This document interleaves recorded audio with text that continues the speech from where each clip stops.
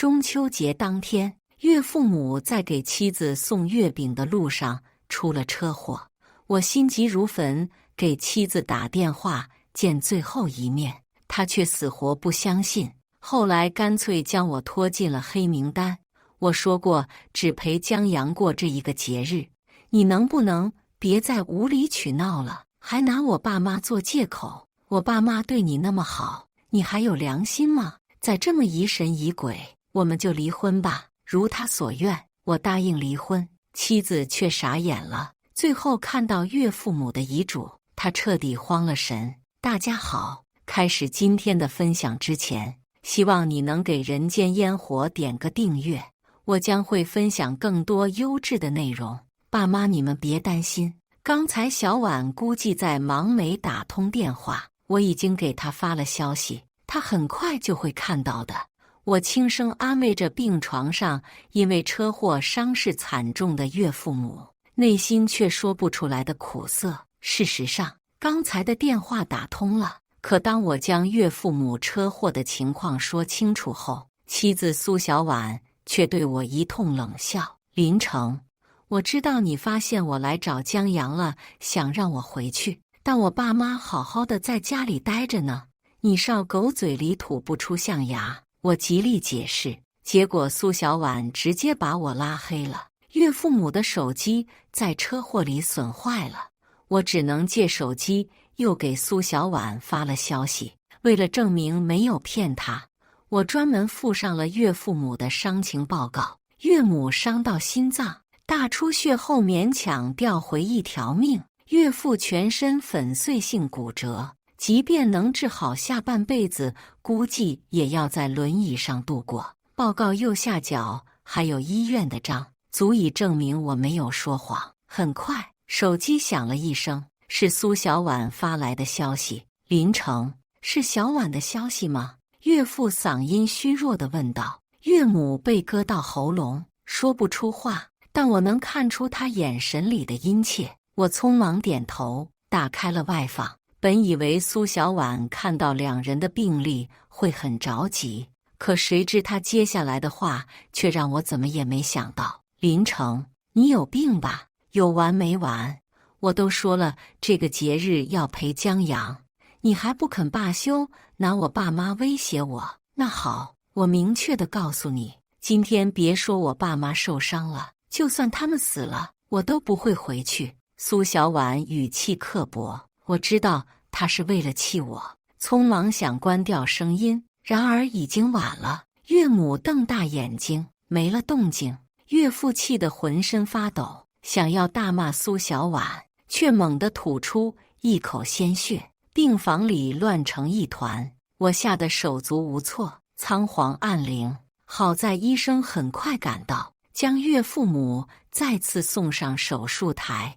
我无助地蹲坐在抢救室的门口，在等待的过程中几近崩溃。我是个孤儿，从小没享受过亲情，得知这点后，岳父母不仅没嫌弃，反而加倍地对我好，将我当亲儿子看待。我没房没车，他们便悄悄帮我准备。苏小婉为了江阳和我闹矛盾，将我赶出家门，他们替苏小婉向我道歉，还将我接到他们那里，耐心对我开解。他们不像是我的岳父母，更像是我的亲爸妈，所以这些年无论苏小婉对我怎么过分，都没提过离婚。即便在新婚当晚，她喊江阳的名字，我都强忍住崩溃，仍旧维持表面的平和。我一再地说服自己宽容，像是缺水的鱼一般，贪婪地汲取着得来不易的一丝亲情。想到最后，望着急救室外始终刺眼的红灯，我开始后悔，如果自己没有联系苏小婉，是不是一切都会安然无恙？就在我胡思乱想之时，手机突然响了一声，看到跳动的苏小婉的头像，我以为她是查清了情况，打算联系我来医院，慌乱解锁。可映入眼帘的却是朋友圈里跳出的9宫格图片，是苏小婉发出来的。图片里她坐在厨房的操作台上，穿着大胆娇羞的依偎在江阳的身边，而江阳赤着上身，脖子上只挂了一个围裙，两人之间紧贴着，仿佛一对甜蜜的小情侣。配文：今天我只属于你。江阳在下面评论：尝过，很好吃。评论区点赞和起哄声一波接一波，有很多还是我和苏小婉共同的朋友。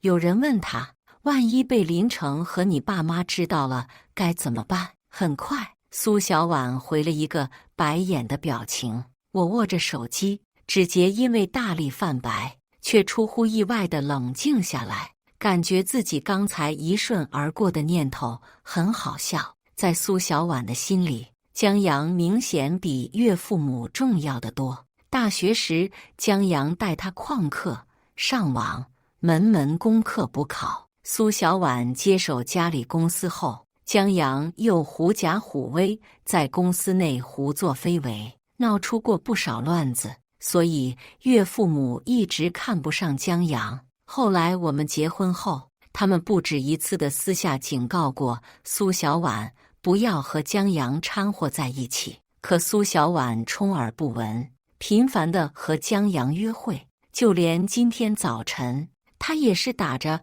看望岳父母的借口去见江阳的。现在岳父母生死未卜，她在和陪江阳玩这种游戏，还发在公众平台。我明白她是有气我的用意，可她难道没有想过，万一我说的是真的，岳父和岳母听到他那番话，看到这条动态，又有什么感受吗？他根本不关心。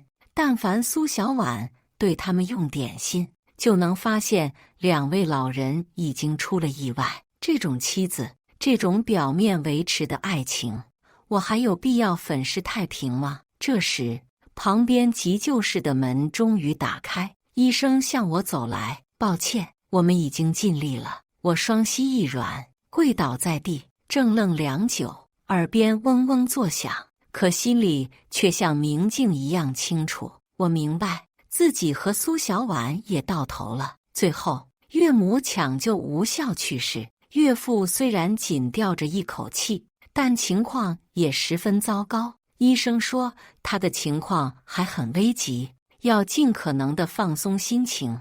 我有心想处理岳母的后事，却分身乏术，只能强忍着岳母去世的痛苦，在岳父面前强颜欢笑。可他还是看穿了，连问都没有，直接道：小程，你岳母怕黑，他自己在下面肯定害怕，还是今晚把他火化了吧，骨灰放在我旁边，这样他也好受一些。我泪如雨下，我清楚岳父的痛苦远超过我，我不敢想象他是怎么强忍着冷静说出的这番话。抽出半天的时间，将岳母送进了殡仪馆。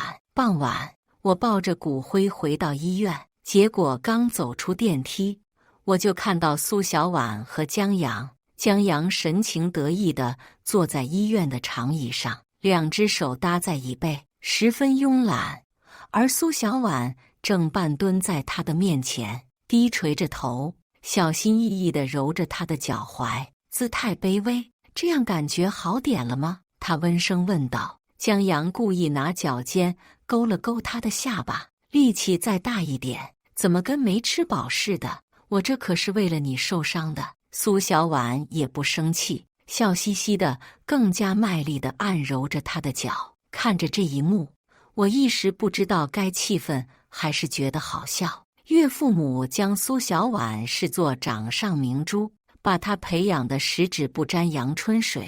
我把她当成家里的女王，不仅包揽家务，每天还给她揉肩捏脚。可现在她却跑来低三下四地伺候别的男人。江阳率先看到我，得意地挑眉，笑道：咦，林成你怎么在这儿？苏小婉听到声音，视线这才挪到我的身上，脸色蓦然沉了下来，和刚才笑嘻嘻的模样几乎判若两人。她冷着脸望着我，语气厌恶：你有完没完？都跟踪我到这儿来了，我都说了，只是陪江阳过个节日，你至于这么穷追不舍吗？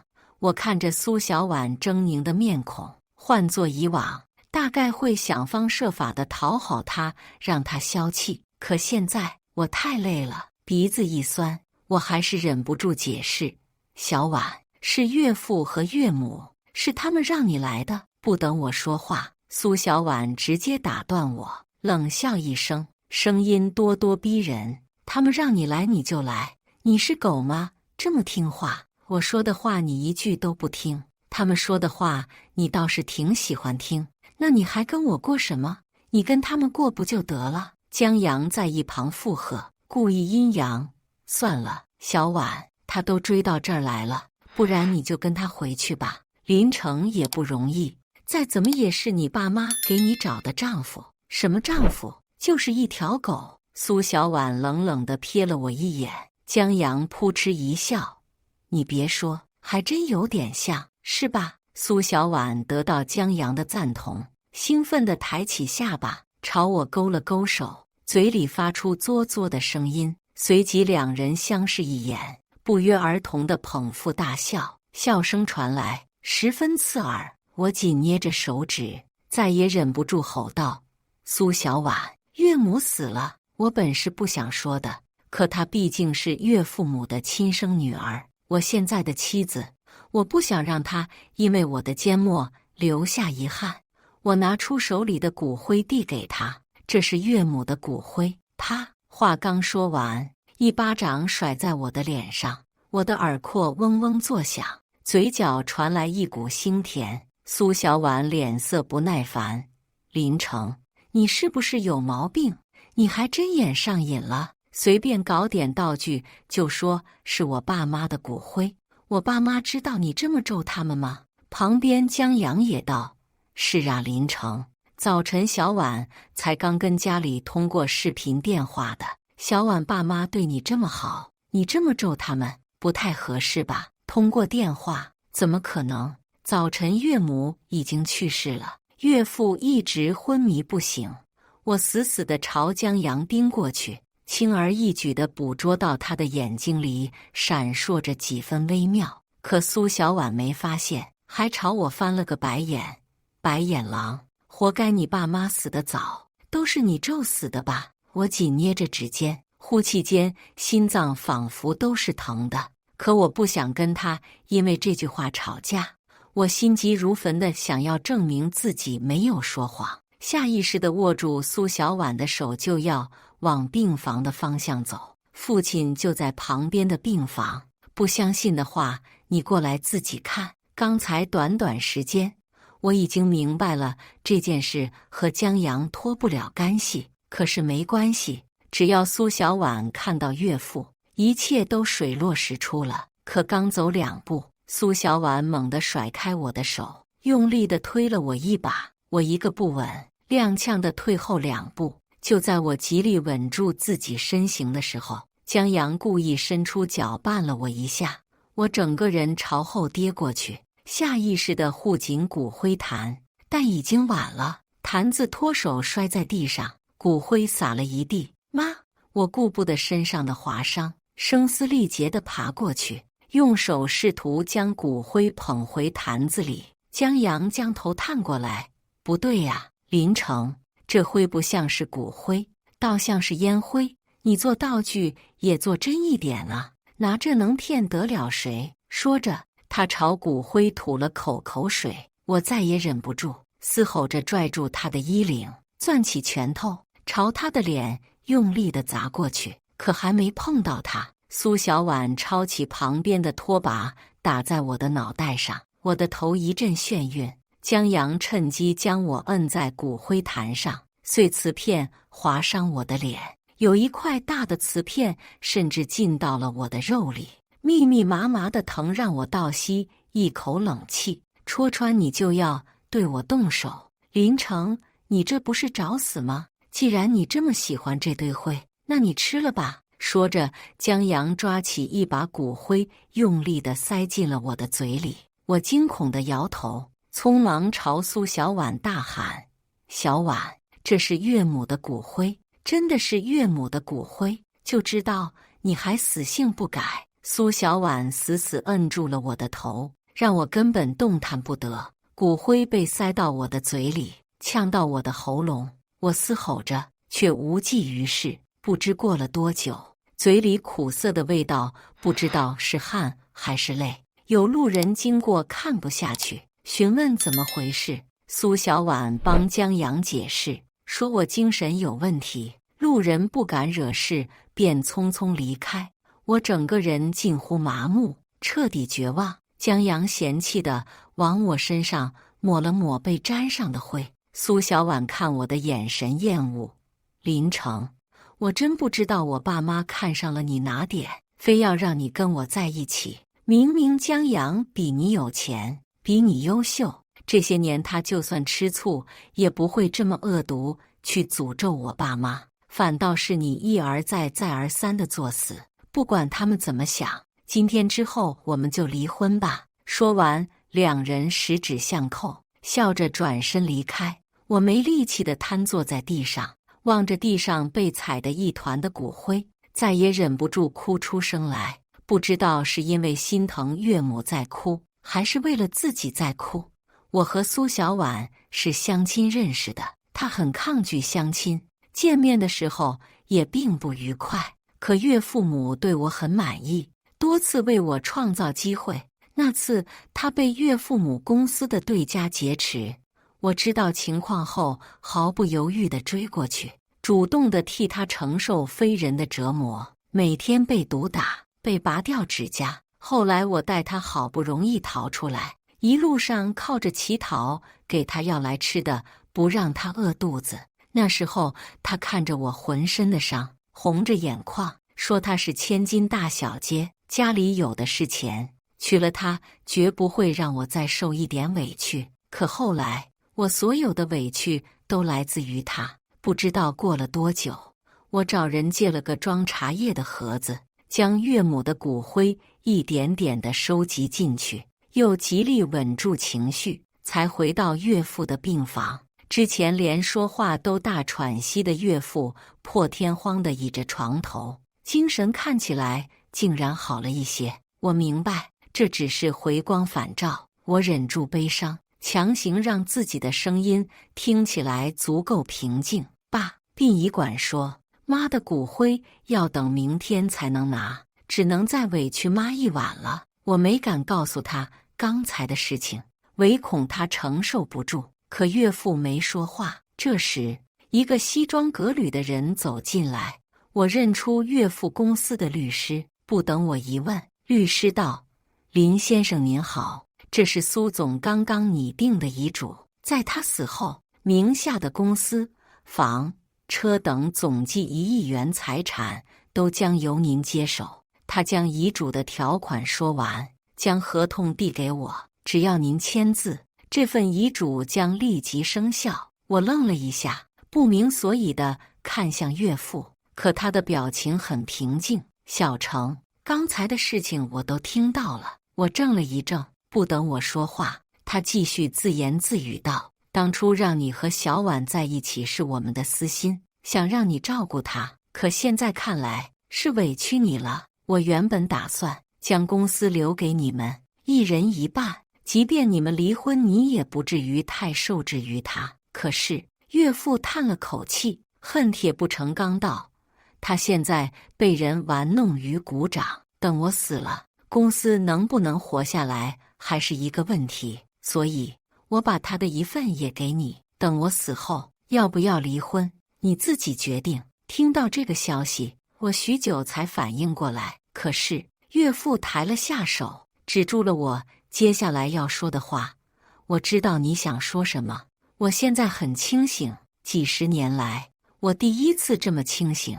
把你岳母的骨灰留下来，你出去吧，我想单独和他待一会儿。见状，我只得忍住悲痛，将仅剩的岳母的骨灰放在他旁边，出了病房。岳父的遗嘱我沉思良久，还是签下了。这笔遗产说不动心是假的，可更重要的是，以苏小婉目前对江阳的痴迷程度，如果遗产在他的手里，我毫不怀疑他会转交到江阳的手上。傍晚，岳父去世了，怀里抱着岳母的骨灰，安详地走了。和岳母昨天去世的时间一模一样。我的情绪逐渐平静，没再通知苏小婉，自己一个人按部就班地处理了二老的后事，通知了岳父最好的朋友和合作伙伴，中秋节阖家团圆。可我的家却支离破碎，我留在灵堂，永远地失去了这个世界上对我最好的2位老人。这期间，江阳仍在不停地挑衅我，要么是穿我的睡衣，将我的东西扔出去，霸占我的卧室；要么发他和苏小婉甜蜜的合照，苏小婉的信息紧随其后，放话说是对我的惩罚。可我却丝毫不觉得生气，心情出乎意料的平静。二老准备出殡当天，岳父刚修复不久的手机里收到一条消息，是子银行账户有一笔100万的大额支出申请，地点在商场的 4S 店。我记得这张纸卡在苏小婉的手里。半个小时前，江阳刚在朋友圈发了坐在豪车座驾的动态。想了想，我冻结了银行卡，将岳父的手机关机。但不到半个小时，苏小婉就气势汹汹地找了过来。我爸呢？是不是你让他冻结我银行卡的？快让他给我解冻！我合同都签了，违约要扣3倍违约金的。他一顿劈头盖脸的质问。我看着他，只觉得好笑。看吧，以苏小婉的地位，想要找到一个人还是很简单的，他只是不愿意花费心思罢了。甚至他为了江阳的一辆车，都不愿意去思考一下，为什么我会在灵堂？为什么他找到的地点是在灵堂？直到有岳父的合作对象走过来，告诉苏小婉节哀，苏小婉这才警铃大作，紧张地朝我逼问：什么节哀？谁死了？我将医院出具的二老的死亡证明递到他手上。苏小婉望着通知，瞳孔紧缩，脸色惨白，口中喃喃：不可能，林成，你是不是又在骗我？我劝你早点收手，这件事闹得太大了，我没有力气再去解释。诞生回他：你可以去查，有没有骗你，你去查一下就清楚了。苏小婉不说话了，她清楚我没能力拉这么多合作方陪我演戏。江阳眼珠转了转，土声道：他们死了，那银行卡是谁冻结的呢？苏小婉像是这才反应过来，冲着我怒道：对，我爸妈的银行卡呢？林成，别以为我爸妈去世了，你就有资格处置他们的遗产。我是他们的女儿，他们的遗产都是我的。我看了一眼苏小婉，又朝得意的江阳瞥了一眼，内心替二老悲哀。他丝毫不问两人是怎么去世的。得知消息第一件事却是为了财产，纵然是有江阳怂恿，可他又有几分真心实意呢？不等我说话，一旁西装革履的律师走过来，苏小婉匆忙拉住他：律师，我爸妈的遗产在哪儿？我是他们的亲生女儿。律师礼貌地朝他微微弯腰，拿出一份遗嘱。苏总去世前留下了遗嘱，名下财产全部归林成林先生所有。你说什么？苏小婉像是看怪物一样看着律师。你说我爸在遗嘱里把财产给谁了？律师没说话，示意他看内容。岳父的字迹很好辨认，苏小婉显然也认了出来。他拿着遗嘱的手都在颤抖，却还是咬着牙，红着眼睛怒道：不可能，我是他们的亲生女儿，他们怎么可能把遗嘱交给外人？林成，到底是怎么回事？他冲上来，愤怒地揪着我的衣领，双眼猩红。前来吊唁的宾客不知道发生了什么，纷纷围了上来。江阳朝四周的人扫了一眼，故意朝我道：林成，你把钱交出来吧，毕竟小婉才是他们的女儿，你一个上门女婿，这些年一直受他们照顾，还要拿着这笔遗产，难道就不觉得羞愧吗？这话一出四周议论纷纷。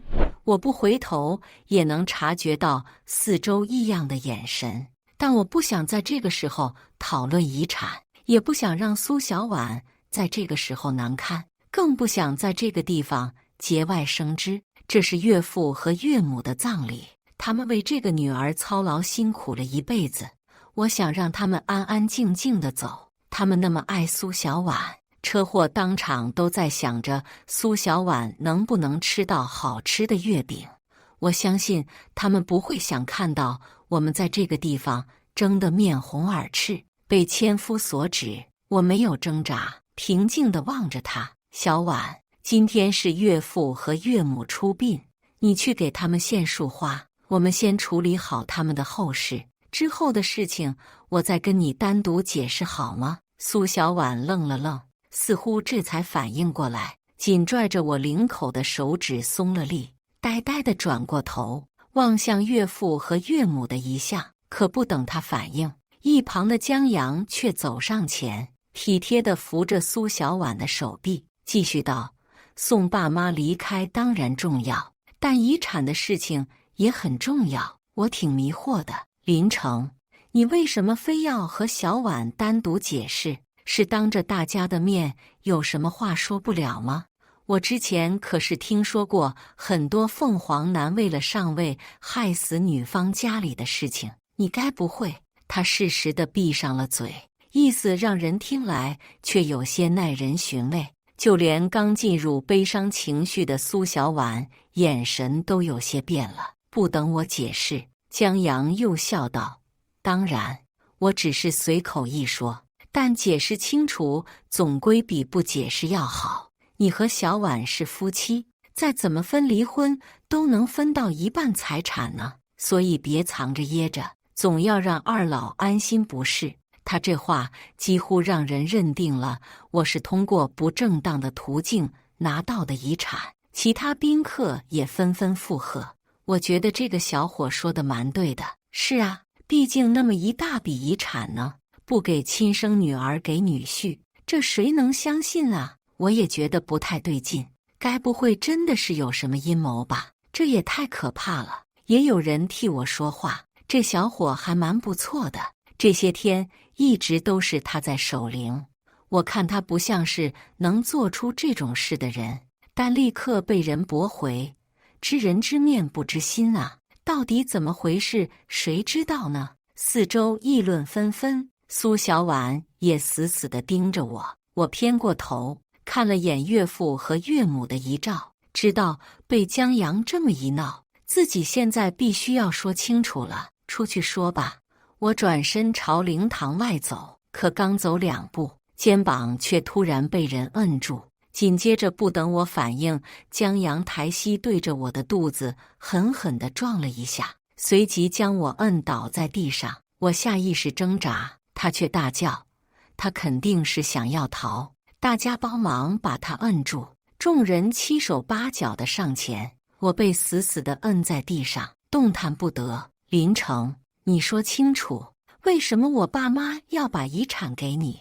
我爸妈究竟怎么死的？苏小婉猩红着眼睛，歇斯底里地冲着我大吼。我挣扎不开，干脆放弃了。看着苏小婉，语气平静，岳父和岳母是在开车来看你的路上遇到车祸去世的，时间就是我给你打第1通电话的时间。不可能，我明明第2天早晨还和他们视频过的。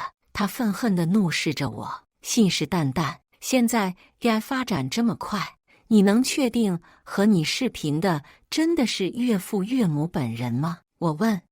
苏小婉刚要说话，像是想到了什么，眼神顿了一下。我继续补充，岳父和岳母的住院时间以及死亡时间在医院有记录，你可以不相信我，但医院没办法作假。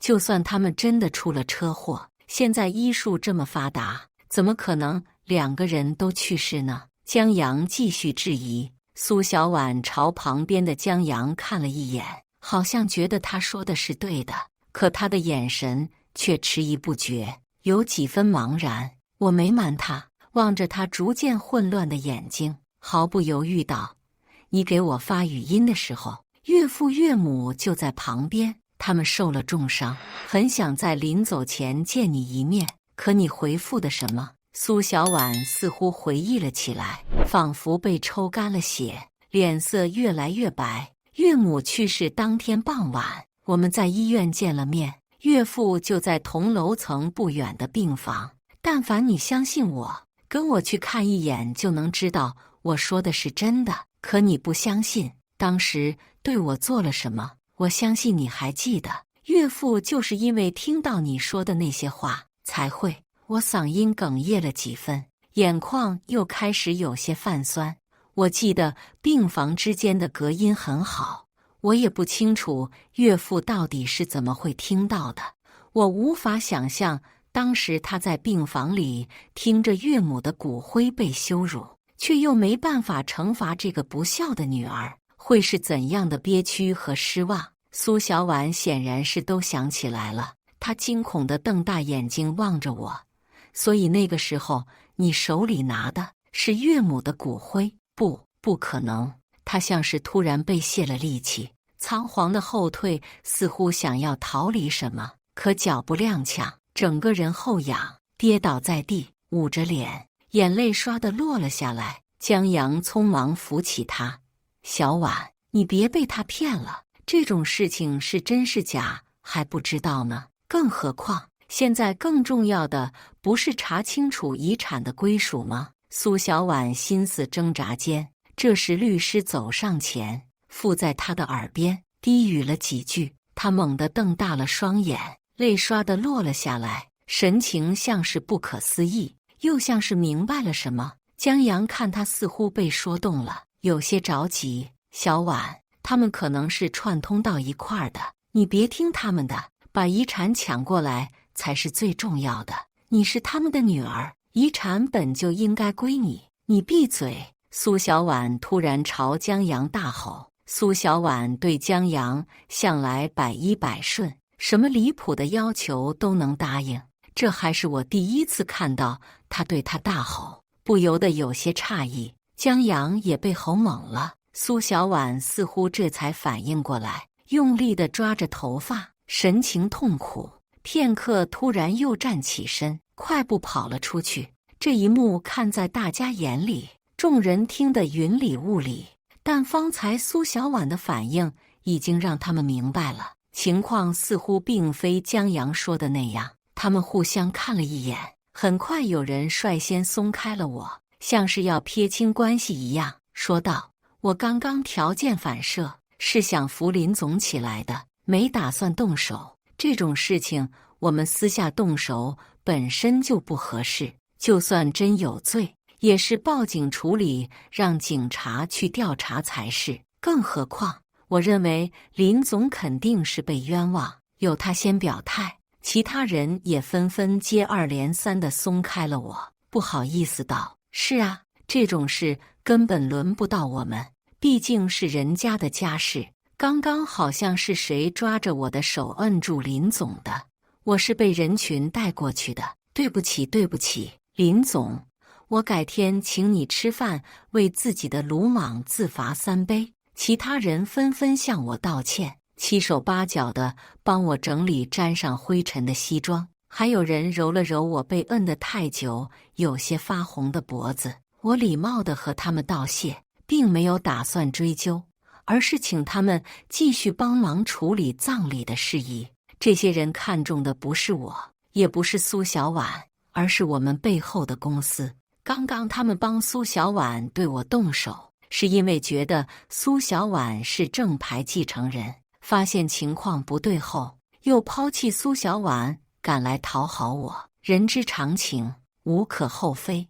我请他们帮忙处理葬礼，也是告诉他们，我并不在意，让他们打消我可能会报复的念头，没有后顾之忧地和我合作。接下来的葬礼进行得很顺利，我将岳父母合葬在一处，并找了专门的人日常打理，一直到葬礼结束。我找到律师，想询问他当时跟苏小婉说了什么。律师似乎早就知道我会这么问，和盘托出，我这才清楚，岳母前段时间得了绝症，岳父有了想要退休带岳母四处旅游散心的想法，但他们不放心公司的事情，所以很早之前就是让律师暗中观察苏小婉的情况。这段时间以来，苏小婉和江阳的事情他们都清楚，他们知道两人故意在家里约会将我赶出门，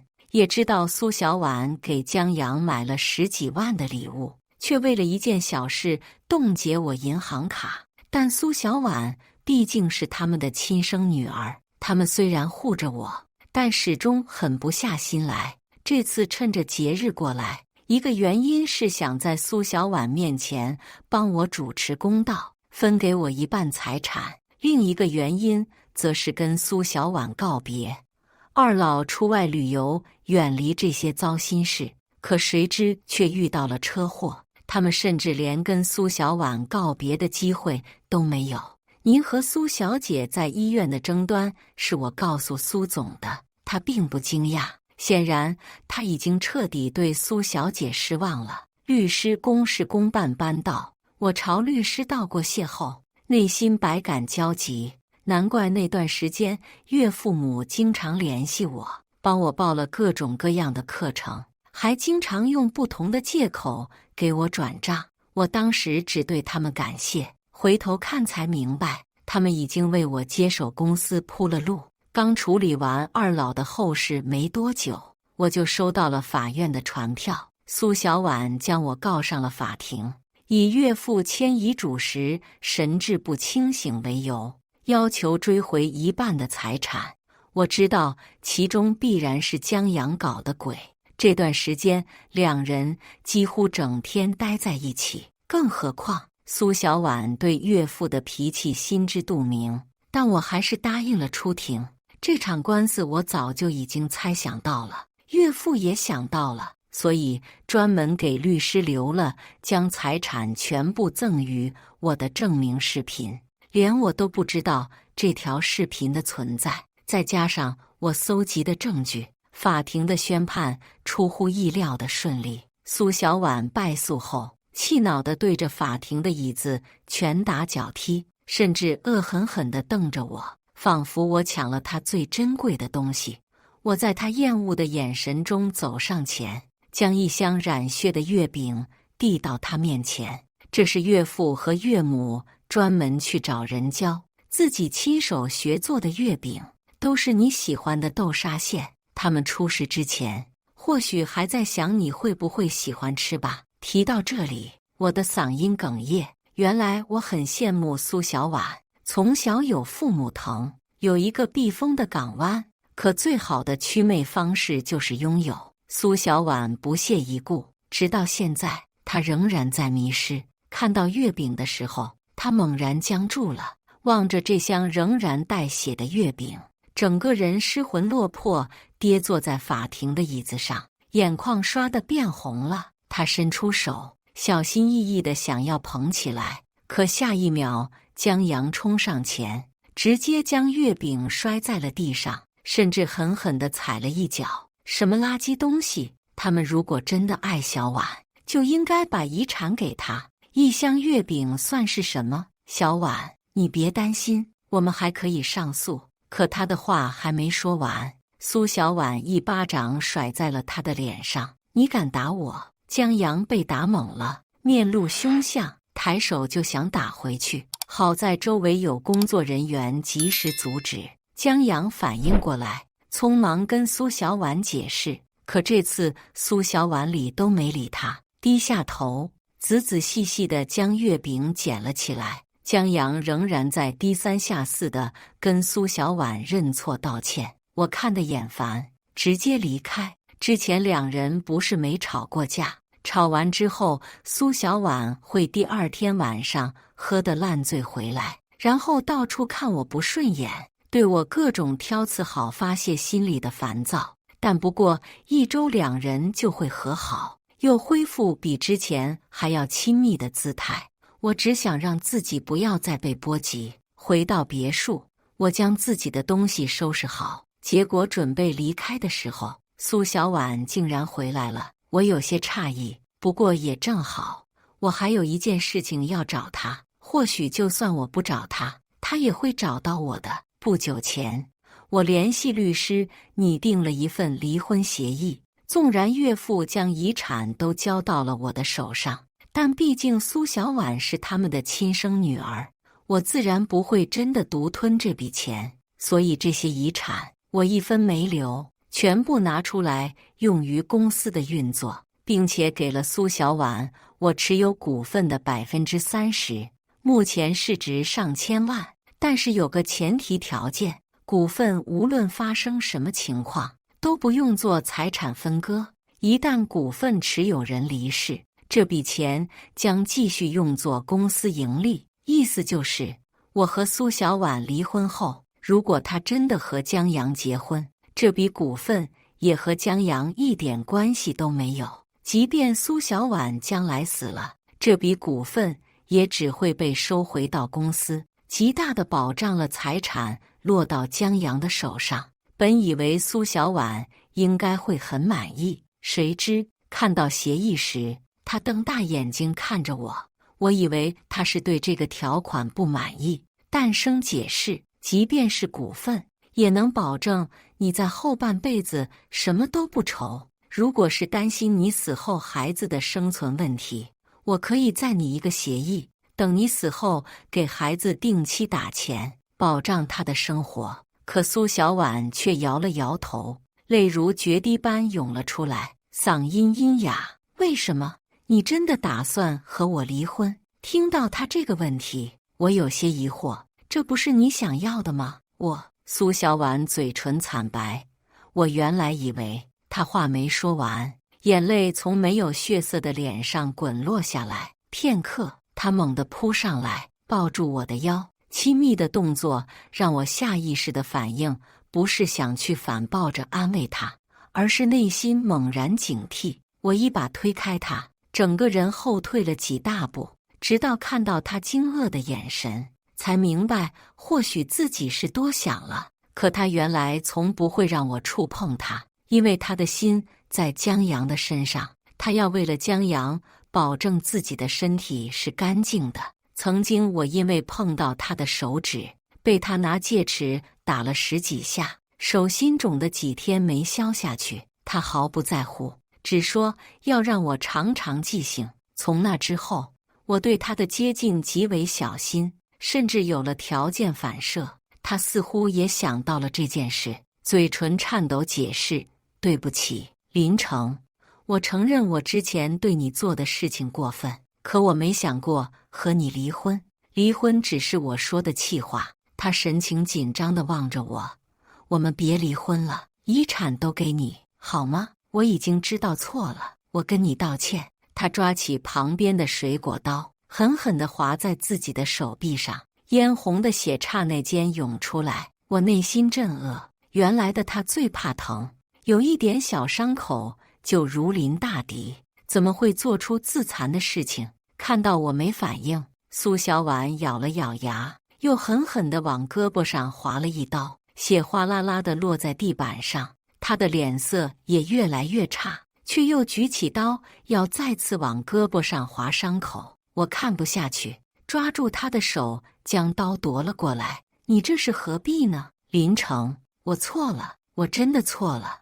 我到今天才知道江阳的真面目。以前我不相信爸妈，总觉得他是个好男人，可到现在我才知道，对自己最好的人是谁。我们重新再来好吗？我爸妈对你那么好，你就算是为了他们，不要抛弃我，好吗？”他跌坐在地上，嚎啕大哭，脸色越来越惨白。看着他此时的模样，我只觉得心凉。他并不是真的想和我从头再来，他只是因为看到江阳的真面目，所以觉得我更好。这点无可厚非，并不足以让人诟病。可我早就不爱你了呀！我淡声回道。苏小婉猛地抬起头，愕然地望着我。她瘫坐在地，而我仿佛居高临下般俯视着她。这种场面无比的熟悉，但更多的是我是下位的那个。我俯下身子，和她的视线平齐，早就在很久之前就已经不爱了。怕他没听清楚，我又淡声补充道。他面如死灰，拼命地摇头：不会的，你如果不爱我，怎么还会和我在一起那么久？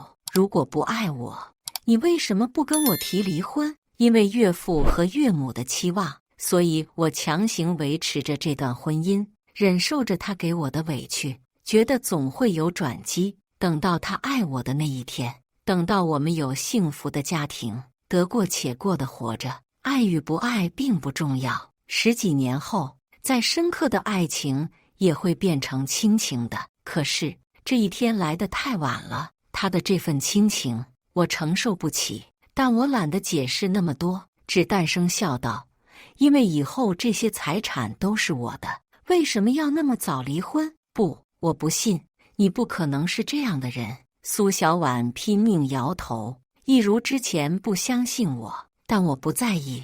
眼看他失血越来越多，我帮他拨通了救护车的电话，转身离开。苏小婉还想拦我，但他刚站起来便晕倒了。我走出别墅的时候，还能听到他撕心裂肺地喊着我的名字，我连回头看的念头都没有。后来苏小婉只受了些皮外伤，包扎过后便没事了，或许是死心了，他没再纠缠我。但在有一天深夜，我接到了他打来的电话，思索片刻，我还是接了，可对面迟迟没有说话。寂静的氛围持续了将近半个小时，还是那端先挂断的。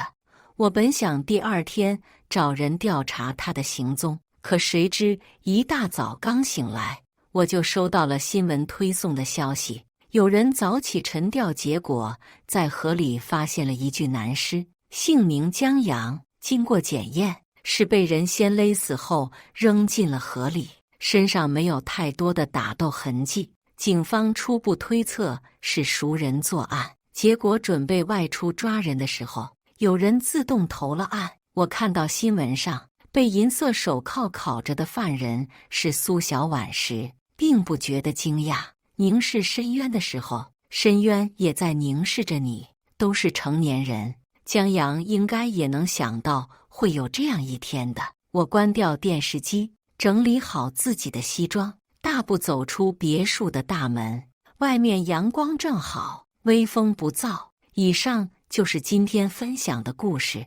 大家有什么想说的、想吐槽的，欢迎在下方评论交流。也更希望能给人间烟火点个订阅，我将会分享更多优质的故事内容。